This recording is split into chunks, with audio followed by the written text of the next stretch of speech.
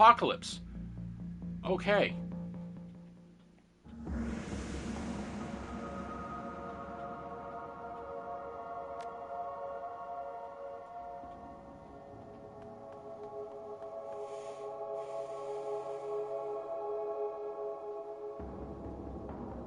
Let's see if we can kill.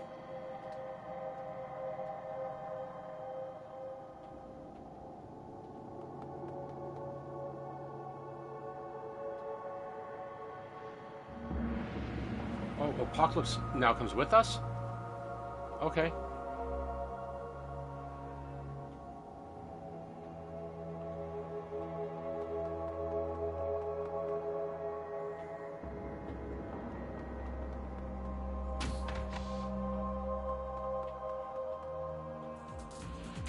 From another intercom, Dr. Holmes continues. Someone once told me that I was a broken thing, but he also said I could remake myself. He wanted to break me down so I could put myself back together again. And I did, only after I broke him. I could remake you as well. What a wonderful twisted thought you must turn in your mind as yours. But I'm more inclined to... I didn't hear if I didn't see what the last line said. I did that.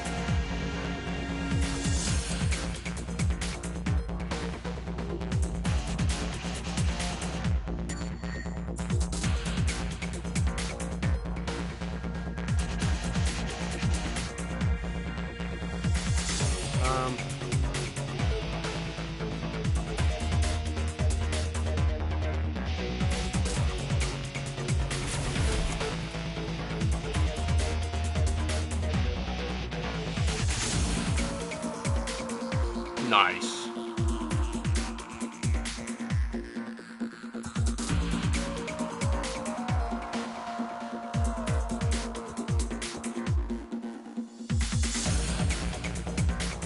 No.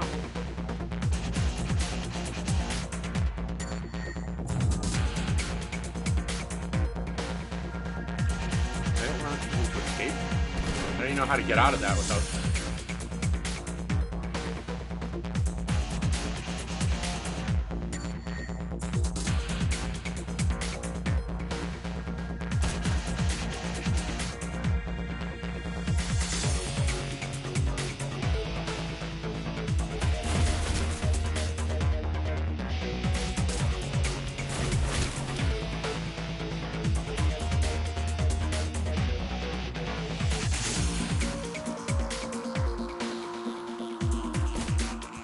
This is just a crazy patient with a shotgun.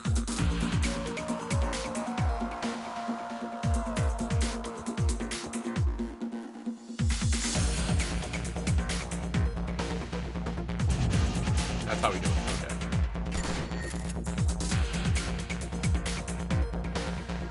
A little shoddy, too hotty. And just kill this guy. There we go.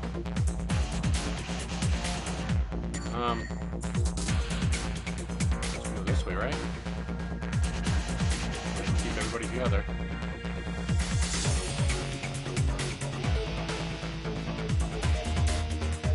In case anyone else busts in through the doors or whatever.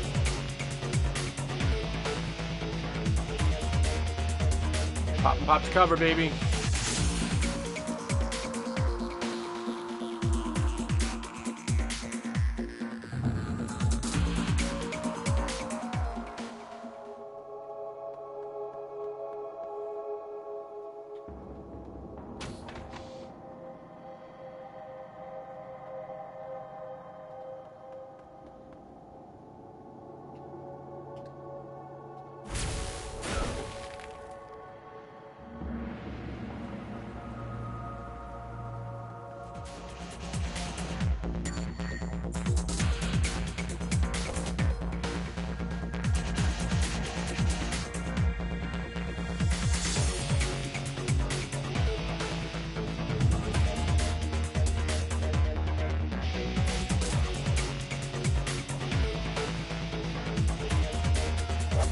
Oh my god.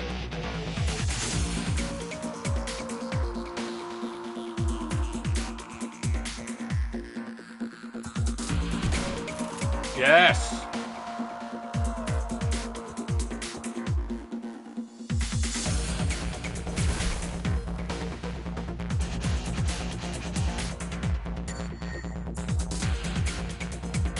Let's that machete. I did it wrong.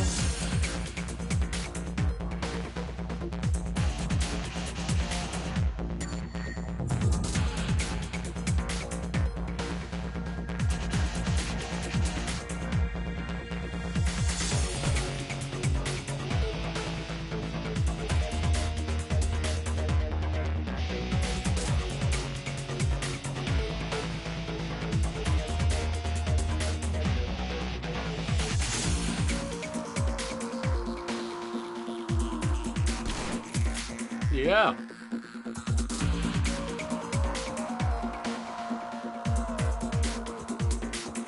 I can think. Okay, insert and play Trio.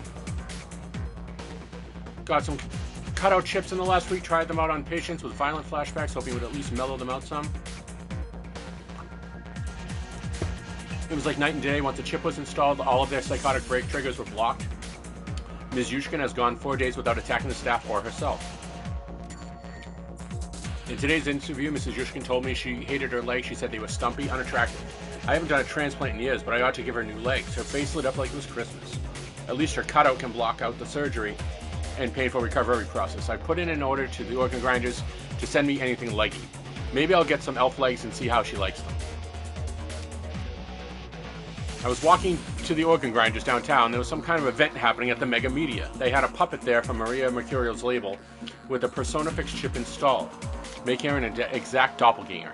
They were just using her to hawk some SimSense re-release of a Mercurial live show, but it gave me an idea. The cutouts, the body modifications, and my healthy supply of patience, I'm perfectly set up to be a Bunraku fixer. If I can find a supplier for PersonaFix chips, I can sell full-service Bunraku. Even program the behavior trees. Found a buyer for the first Bunraku. A man in the Barrens offered me $20,000 for a female trolley I've been modifying. He likes them big, he says. All that's left is to arrange delivery. He says he can put me in touch with some more buyers if I'll accommodate special orders. These morons are already over anyway. The least they could do is line my pockets. Oh, okay. Alright, so I don't think he's the... You know what, let's just put you here.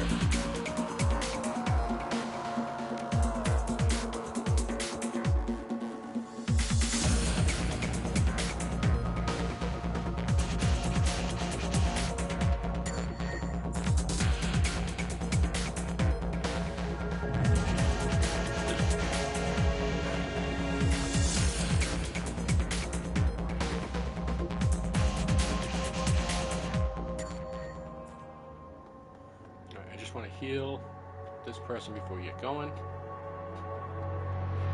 Wish we could jump out of turn-based mode, but I'm hoping once we transition we'll be able to.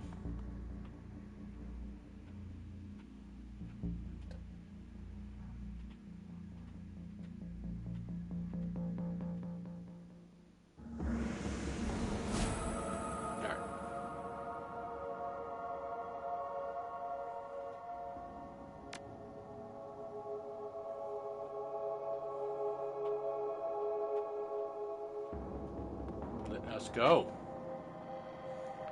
Confirm.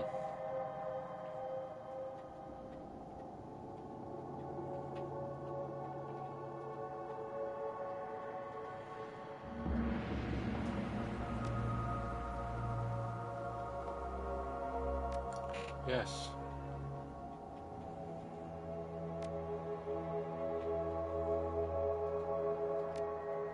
Weird. I've never had to do that with all the characters before. I don't know what's going on with the enemy turn.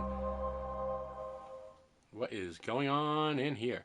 The Emerald City Ripper. Before you as a medical lab turned into a torture chamber. The smell of old blood and decayed flesh permeates the room. The gory stains speak to the body fluids spilled without regard for well-being or hygiene. There are bodies, probably former patients, trapped in hideous machines enduring horrific experiments. The subjects you can see all appear dead. Any that aren't must wish they were. You've chased Holmes to his lair just as his face reveals an ugly soul. So does his safe haven, it would seem. Holmes, Silas, the Emerald City Ripper, the elf is a monster beyond compare. It's time to end this. It is time to end this. Dr. Holmes, so get to it already.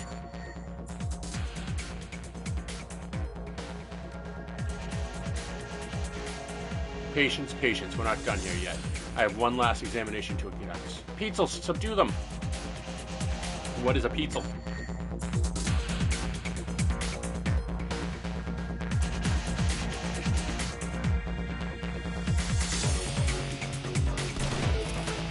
And that's the end of him.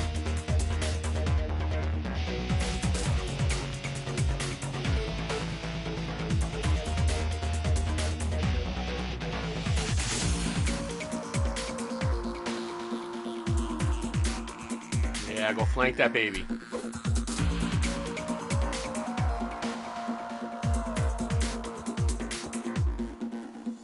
Diesel's a monster, though, huh? Alright, awesome. Please just don't hit me. Oh, jeez. Skill bar.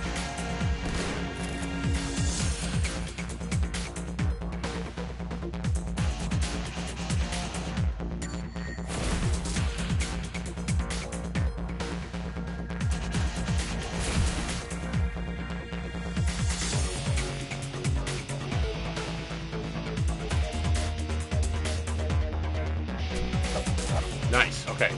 Can't let the mage do anything.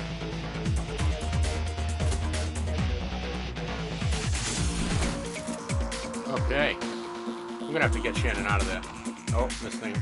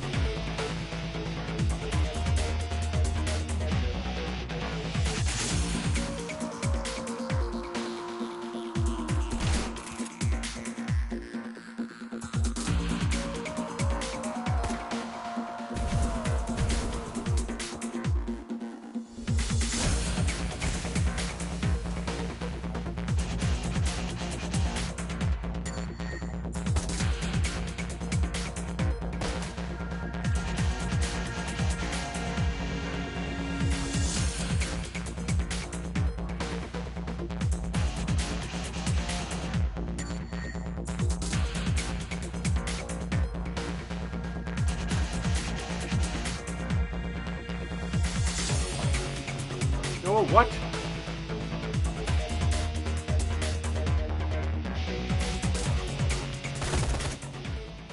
Nice. Okay. Healed. Nice, okay. Healed. Nice. Alright, let's go talk to this guy. Holmes drops to the ground, but the light in his eyes fading fast. But something keeps the shriveled husk of his soul stuck in his mortal coil for a few moments more. This is a place of broken things. I remake them. She asked me to remake her. He managed one more laugh, his glazed eyes rolling towards a workbench across the way. He was playing both of us. Your experience has increased your ability to operate in dangerous situations. Okay. She was playing both of us. Holmes' workbench falls somewhere between coroner slab and medieval torture device. It is decorated in the many colors of death and littered with instruments of that trade. To one side, there's a leather-bound journal stuffed with uneven pages. To the other is a pocket secretary. Its small screen still glowing. Beneath the bench is a rolled leaf of papers held tied with a length of surgical tubing. Skim the journal. Leafing through the pages, you find a few intelligible entries. Holmes may not have been a real doctor, but his handwriting certainly fits the stereotype. Stuffed in the last few pages, a copy of disinterment order from a local cemetery with the grave's occupant marked as Melinda Watts. Investigate the workspace. The bench has clearly played host to numerous bodies over its lifetime. It includes limb restraints as well as skeletal traction mechanism. At this table, Holmes quite likely dismembered bodies, or quite possibly put them back together. The tackiness of the blood suggests it's been used relatively recently. Alright, the pocket secretary. Holmes is still locked in, granting you access to his currently loaded files. Prominent among them is a hospital report from a donor program. It lists the organs besides the names and vital statistics of the recipients. Your eye catches Sam Watts' name beside the entry for liver. Also, the list are the Ripper's other known victims, along with several others who may be sharing the same fate. There's also a large sum in the end, which you can easily transfer to your account. Okay. Alright. We're not going to open that door yet. We're going to make sure we get everything in here. Go through this door. Go through this door. No. Is there anything else to grab? No. That's it, right? We're not missing anything else. It's nice to have this out of turn-based, though. That is delightful. Right, let's open this door. And we're probably going to fight one more boss. Male Bunraku. His chief's slot is still fresh, the open wound pink and wet and lurid. His voice drips innuendo, but his eyes say nobody's home. No thanks, I just want to know what's going on here. Forget him. I'll tell you anything you want. I'll do anything you want. I'll be your little playmate by her name. She's assembled in a standard config, face of a schoolgirl, body of a stripper. You need some thick beer goggles to miss the work she's had done. Oh, gross. Okay. Item picked up. Persona fixed shift wiper. Okay. Can we fix these people? Erase Holmes with programming. His eyes focus and his hand raises slowly to touch his head wound. The fingers come away wet and sticky. Panic twitches at the corners of his mouth as he surveys the room. First you, then the girl, and down at his body, which is no longer his. Sweet Jesus, what did he do? What am I? He begins weeping, his body racked in great inconsolable heavy sobs. Okay. I don't know if we did him a favor or not, but I would rather be in my body and knowing what I am, or in a body knowing what I am. As you approach the exit, you realize that Shannon lingers quite a few steps behind. Looking back, you see she is half-turned, looking pensively toward the horror show of Holmes' lab. Finally, failing your eyes on her, she faces you and raises her head in a proud, almost defiant manner. We have done much good here tonight. We have removed 2 vile creatures from this world, and so ended a growing shadow they cast upon this city. Our paths crossed and joined, and we did this thing together. But now our paths must divide. You saw what I saw. This isn't over yet.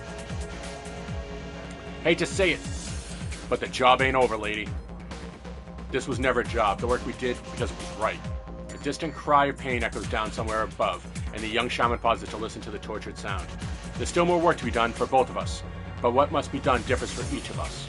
I came here to find justice for my brother, and that has been done. His spirit can now find rest, but there are other victims of the Ripper, both alive and dead, who still struggle to be at peace. Many of them are here in this place, filling the halls with their torment. I cannot leave them behind.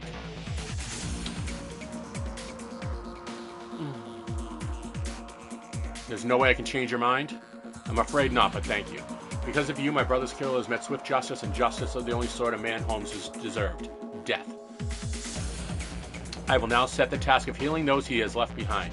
For every madman we faced here tonight, there are a dozen innocent souls crying out in need. The spirits of the departed will also need help in passing, or else I fear they may become like those we met in the hangar. They all deserve my help. And what about Lone Star? They can't be far behind. When they enter the room back there, they will have no thoughts other than of promotion. With the Ripper in my hand, my brother will be forgotten, along with all the other victims, but so too will I. They will not be a problem. Whether that's true or not, Shannon's confidence and very presence seem capable of making it true. Good luck to you, Ghost. I hope you can find the same justice for your friend that I found for my brother. I appreciate that, and good luck to you. Yes. Alright, so we lose one of our team members.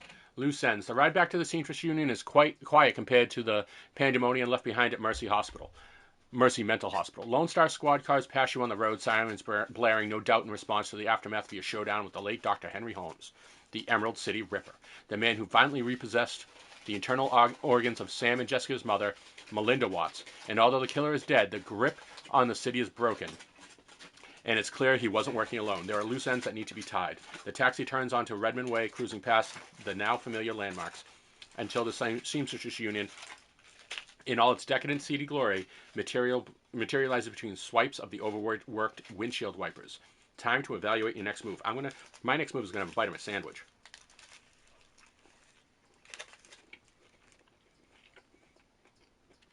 Look at that glorious thing. Oh my god. Eggs, bacon, home fries, cheese. It is a magical moment. Pardon me. I have a sip of lemonade here.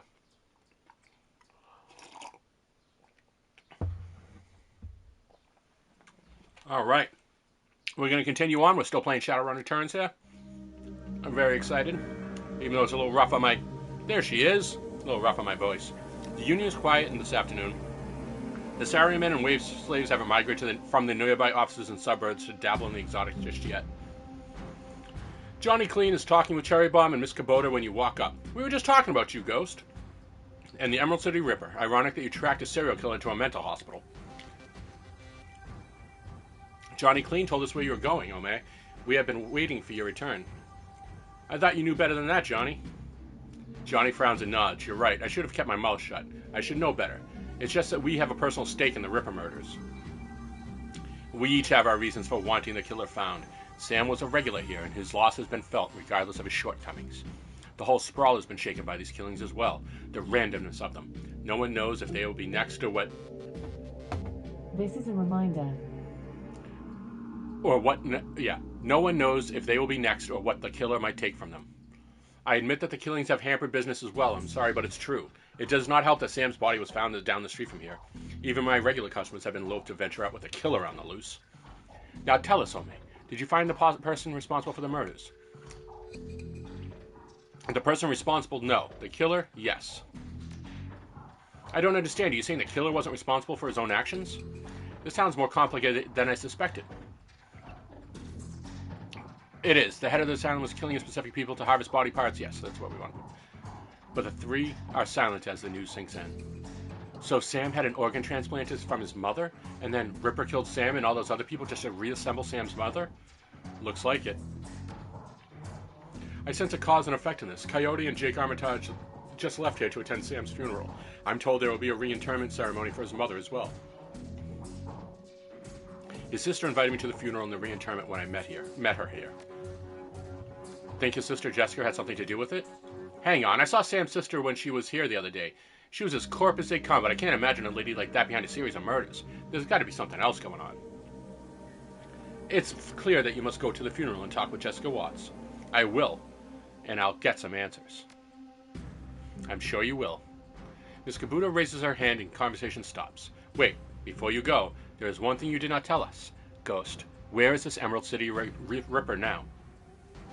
Decomposing. Hi, that is good. Alright, so I want to buy some more health packs. No, I can't interact with people. Oh, please tell me I can buy some health packs. Talk to you, Mr. Cluway. Welcome back, Ghost. Good to be back, Mr. Cluway. What's the greatest latest news? I feel like I should be asking you. Sam's killer has met the... Word around here is that you were closing in on the Ripper when you last left. Dare I ask how it went? Sam would be grateful, I'm sure. And yet your shoulders are no more relaxed and you still survey the room like a woman who has yet to return from war. This isn't over, is it? Not quite. Few less ends to tie up. I was hoping this soon would be behind us. The Barons has such a short memory, but for wounds such as these, it makes an exception to see this prolonged. It makes an exception. To see this prolonged, I fear how it may forever change the landscape.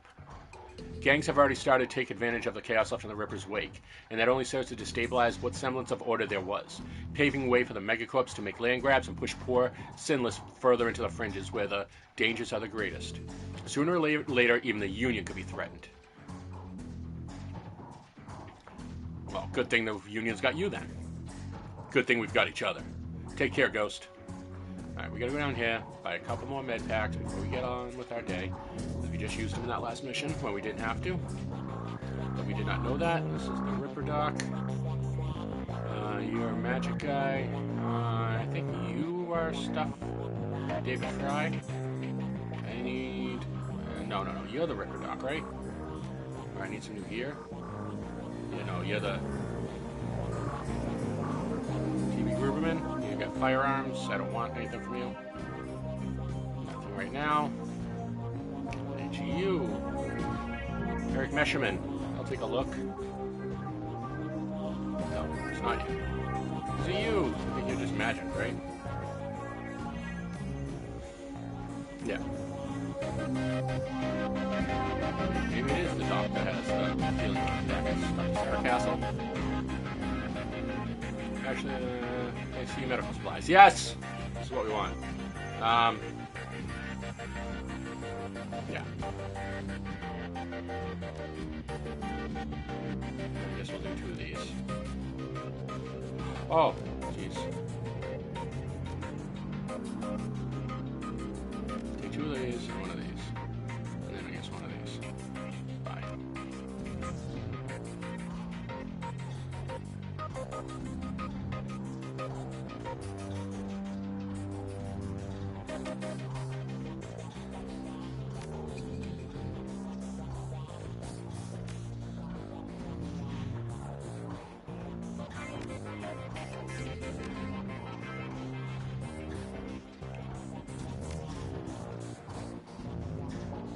So we're going to do 1 of these, second grenade.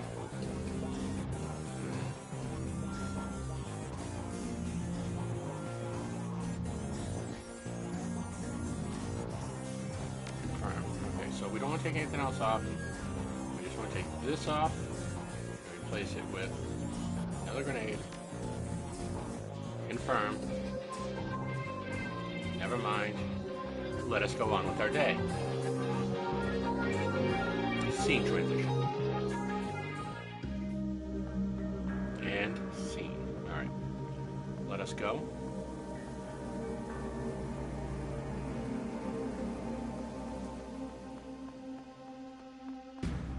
Let's take that cab.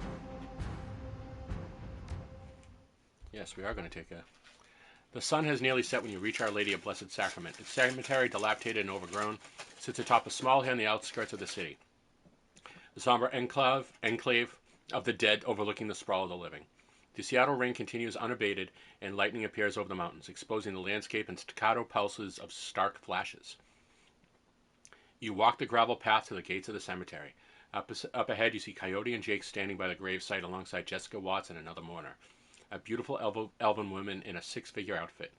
Whatever Dr. Holmes was up to at Mercy Hospital, the answers lie here with the reinterred body of Melinda Watts, the recently deceased body of Sam Watts, with those attending him at the cemetery. Ceremony, sorry.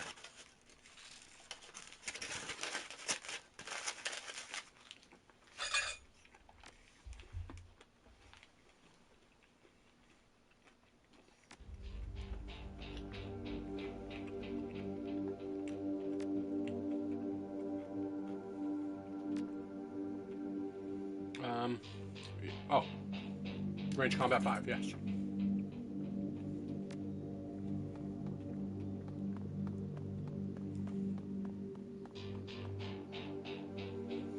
The mourners stand gravesides listening to the Catholic priest's words of prayer and solace. Jessica's face is filled with relief as the last of her family is laid to rest.